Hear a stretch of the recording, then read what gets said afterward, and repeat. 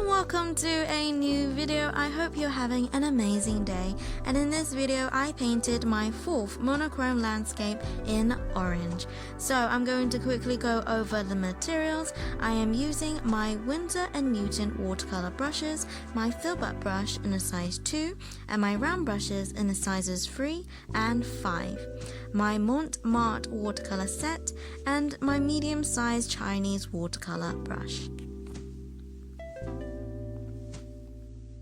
If you haven't watched my previous monochrome landscapes, they will be in the card above, and what I've been doing is learning how to paint landscapes as a beginner for beginners and sharing what I've learned. So far I've been refreshing myself on the basics of landscape painting such as contrast, perspective and simplifying the landscape from your reference photo. And in this fourth painting I am bringing that all together but planning before with a quick sketch, and how a little planning goes a long way.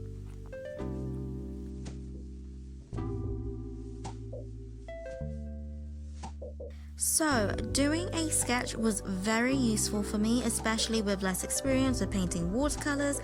Painting from a sketch helped me visualize what the final painting was going to roughly look like, and not like with my green landscape where I realized after painting that my reference was quite tricky to paint from. So the sketch allowed me to simplify the landscape beforehand and add a few things that wasn't in the original photo.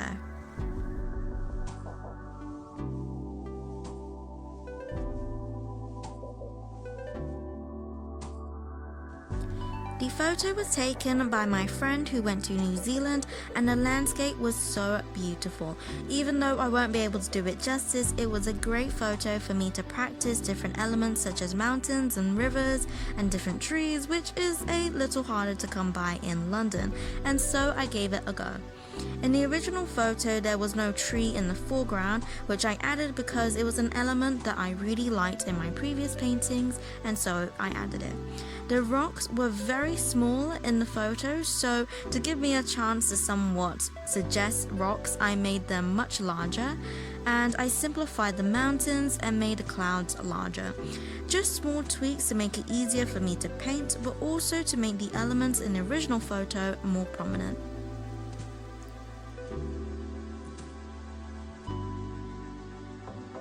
So I added some dark areas to the sketch so that I knew where they were roughly going to be, but I didn't spend too much time as I knew I was going to divide the page quite rigidly with lines separating the fore, middle and background.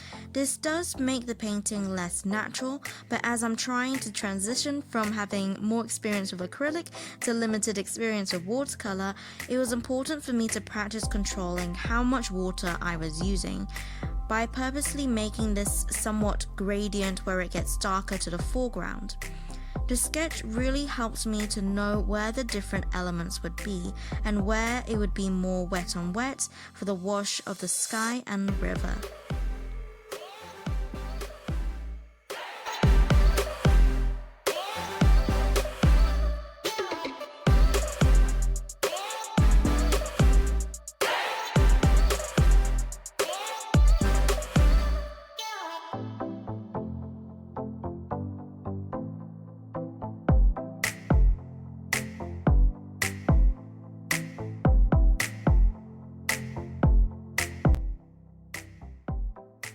Building up with a dry-on-dry technique for beginners like me and possibly others watching this video is a lot easier as you have more control over the medium. But unfortunately, as I've come to notice, it makes the painting quite harsh when there is too much dry-on-dry technique, and it's good to have a combination of both, which is something further that I've learned with this painting. Overall, sketching the landscape out beforehand helps to guide you with your layers, whether to use wet on wet or dry on dry, and feeling less overwhelmed when starting, especially when there are a lot of elements.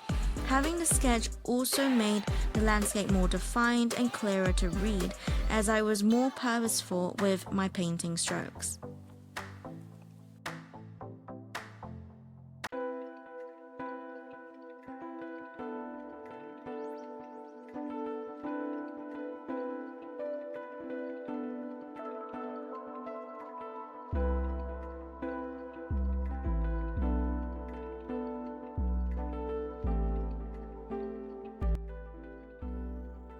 I do want to practice more wet on wet techniques in future videos and embrace the more spontaneous but beautiful effect that watercolor can have, and then I'll be able to give you tips on how to tackle the daunting wet on wet. For me personally, I wanted to ease myself into watercolor with a dry on dry technique so that I was more comfortable with the medium before diving straight in, and these landscape practice paintings helped me to learn bit by bit instead of being overwhelmed and giving up too soon, which I have done previously. So from a beginner to another, possibly start with dry on dry first till you are more comfortable, practicing water control with an easier technique first and then try wet on wet.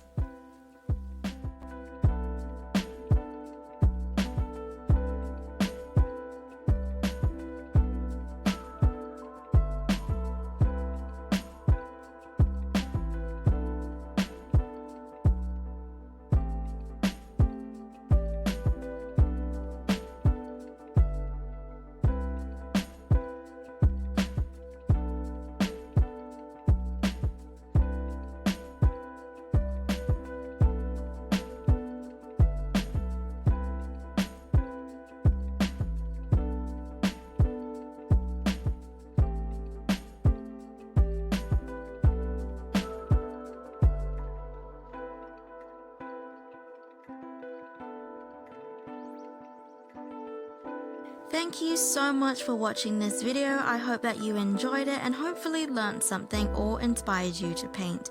I'm so excited to be able to improve my watercolor painting one painting at a time. And that is all from me. And as always, God bless, and I'll see you later.